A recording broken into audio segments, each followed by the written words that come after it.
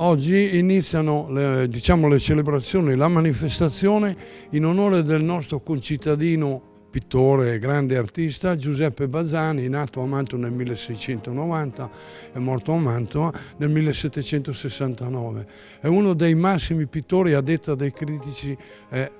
europei, perché ha raggiunto dei vertici notevoli pur rimanendo in questa parte, diciamo, meridionale della Lombardia, questa punta della Lombardia. Ha lavorato moltissimo e le sue opere sono presenti in tutti i più grandi musei del mondo. Ha prodotto circa 300 opere e disegni purtroppo rarissimi, che abbiamo raccolto qui nella sede ideale del Museo Diocesano, dove già sono ospitati, sono esposti 26 dipinti provenienti dalle chiese del Contado, della Campania, raccolti per motivi anche di sicurezza, e tra questi ci sono dei capolavori assoluti. In più abbiamo nella Galleria Rossa, qui adiacente, abbiamo raccolto i disegni, che sono 24 in tutto il mondo, sparsi in tutto il mondo, 3 addirittura introvabili, sono nei musei o in collezioni importanti, diciamo private.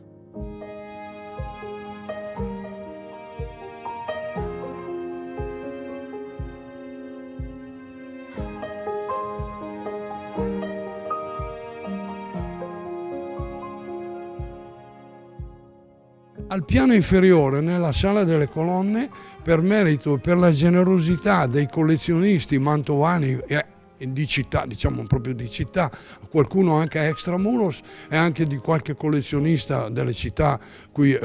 vicino alla nostra, hanno prestato generosamente 40 opere, una più bella dell'altra, una più importante dell'altra, veramente scelte e daranno un contributo non solo per gli studiosi, ma anche è stato fatto, difatti è un omaggio a Giuseppe Bazzani per i nostri concittadini. È stato scolaro del Canti e poi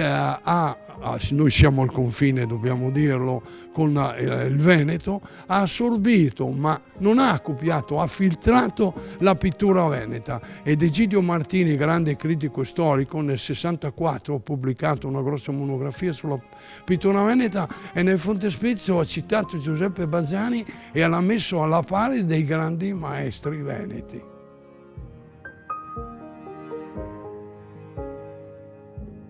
Rimane aperta fino al 6 gennaio, quindi c'è uno spazio notevole. In più non è solo un'esposizione di opere di alto livello, anche c'è tutto un corollario di conferenze fatte da studiosi invitati che parleranno dei vari settori inerenti alla sua opera, alla sua vita, alla sua fede religiosa e ai suoi rapporti ultimi, storici, diciamo, tra lui e quello che